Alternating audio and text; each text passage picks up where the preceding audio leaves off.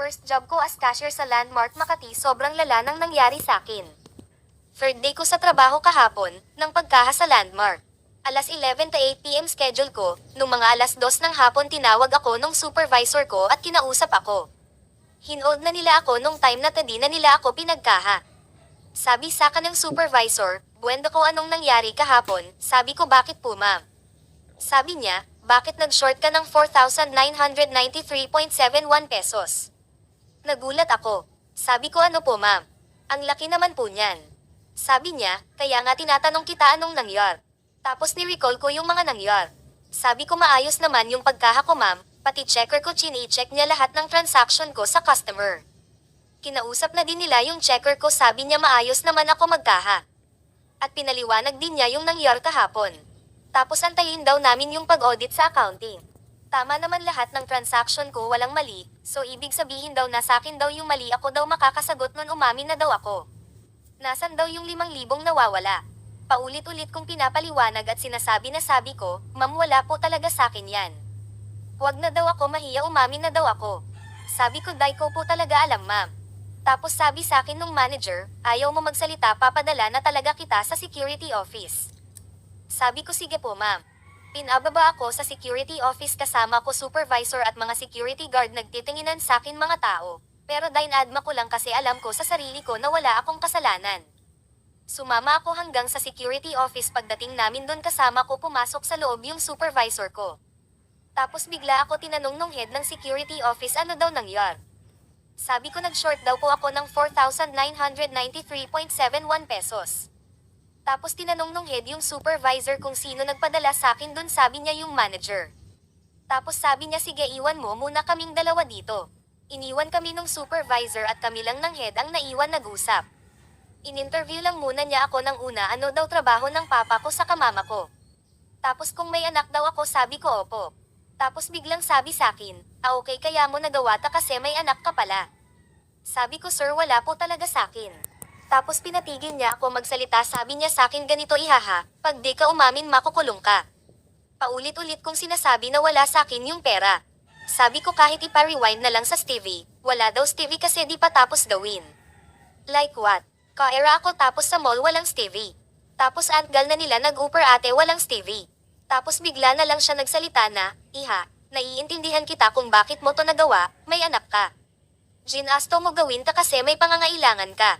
Ganito, basta umamin ka lang ay statement mo kung anong ginawa mo, para makuha mo yung pera, paano mo nailabas at anong dahilan. Or else dadalhin na kita sa presinto. Gusto mo ba yun?" Sabi ko, "Hindi po. Wala naman po talaga sa akin." Habang nagsasalita ako, sabi niya, "Huwag ka na magsalita, umamin ka na. Alam mo ba may nangyari ng ganito dati, 4 hanggang 8 years kang makukulong, 40,000. Alam mo ba may nangyari ng ganito dati, 4 hanggang 8 years kang makukulong, 40,000 ang piyansa nun. May pambayad ka ba?" Sabi ko, "Wala po. Sila nakulong sila kasi di sila umamin, kaya ikaw tinutulungan na kita." Umamin sila kung kailan nakakulong na. Di wala na. Sabi niya, "Kaya ikaw umamin ka na." Sumisigaw na siya. Binigyan niya ako ng papel na doon ko isusulat yung statement. Kinuha ko yung papel, naiiyak na ko, pinipigilan ko. Hindi ako nagsusulat kahit pinupuwersa na niya ako. Tapos sumisigaw na siya, "Sige na, isulat mo na. Tulungan mo sarili mo, deserve mo mabigyan ng second chance.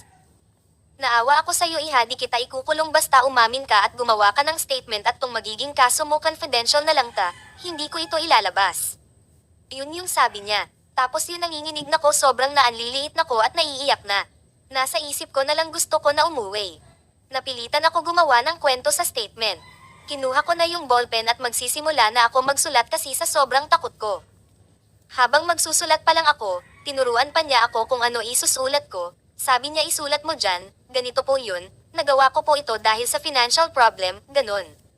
Sabi niya, hindi pa rin ako nagsusulat, nagagalit na siya, "Sulatin ko na daw." Wala na akong choice, alam siguro nila na di ako pumapalag. Nagsulat na ko. Sinunod ko yung sinabi niya. Tapos sabi niya, "Isunod mo dyan magkano kinuha mo. At paano mo kinuha at nailabas." Wala ako may sulat kasi dai ko naman talaga ginawa.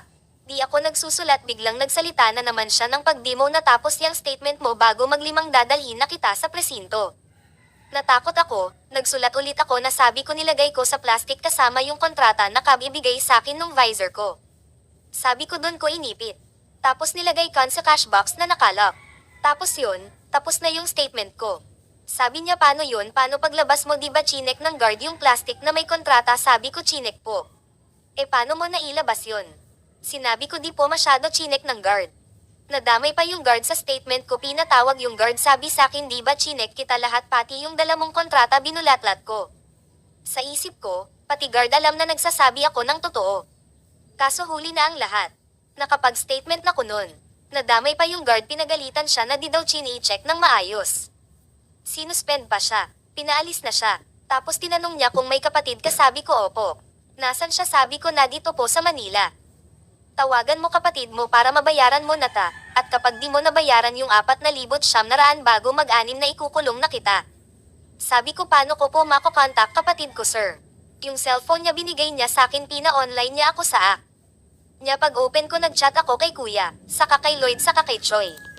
Tapos habang ka-chat ko sila biglang kinuha sa akin yung cellphone niya at pinagbabasa yung conversation namin. Privacy yun, bakit niya babasahin di ba? Dandy, tama yun. Habang binabasa niya yung conversation namin, pinapapirma naman ako nung visor ko about sa dismissal ko, kinuha na rin yung ID ko sa landmark. Pagtapos nun binalik sa akin sapi niya at pinakuha number ni kuya. Saka tinawagan niya kapatid ko si Kuya Glenn. Kinausap niya, sabi niya, ay ho yung kapatid mo may problema dito, may ginawa siyang di maganda. Kailangan nyo mabayaran ta bago mag alas 6, pagbigyan pa kita hanggang alas 7, tulungan mo tong kapatid mo. Gusto mo ba makulong kapatid mo? Tap, sabi daw ni kuya, pwede ko ba malaman pangalan mo, sir? Sabi nung hepe, Juanito, tanod-tanod pangalan niya, which is di naman totoo. Naniwala naman yung kapatid ko. Sabi niya, ay ho, bago mag 7 hectares ipadala mo na ha. Sabi ng kuya ko, baka naman sir pwede ho, hanggang 12 mahirap po makahanap ng ganyan kalaki. Sabi niya, aba hindi pwede, ikukulong ko tong kapatid mo, gusto mo ba? Sabi ni kuya, hindi po. Tapos sabi tawagan na lang ulit mamaya. Dumating visor ko na sabi bayad daw training ko na 5 days tapos 3 days na pagkahako. Sabi nung hepe 4,500 at 76 na pala sahod mo, kulang kan alang ng 417. Parang sinakto lang nila doon sa sahod ko, dapat doon sa perang sabing ninakaw ko daw, ginawa nila, tinawagan nila si kuya ulit at sabi 500 na lang ipadala. Tapos nagpadala nun si kuya, pinauwi na nila ako at ang daming pinapirmahan sa akin. Isa lang binigay nila sa aking kopya at ito nga na nasa picture. Akala ko note of dismissal lang, may article 14 pa na nakalagay at theft ang kaso ko na sa akin nakapangalan. Alam ko hindi lang sa akin nangyari ta. Marami kayong employee na dinismissed kahit di naman talaga sila ang gumawa. Nakakaiyak lang na sobramang dami ko nagastos sa lahat ng requirements at uniform ni piso, wala akong nakuha sa sahod ko. Nawala lahat ng pinagpagyaran ko. God bless na lang po sa inyo, landmark. Sana di na po mangyari sa iba yung nangyari sa akin. PS. May nagchat sa akin na ka-workmate ko sa landmark, nakalat na daw doon na na-dismissed ako dahil inamin ko na kinuha ko talaga yung pera, which is di naman totoo.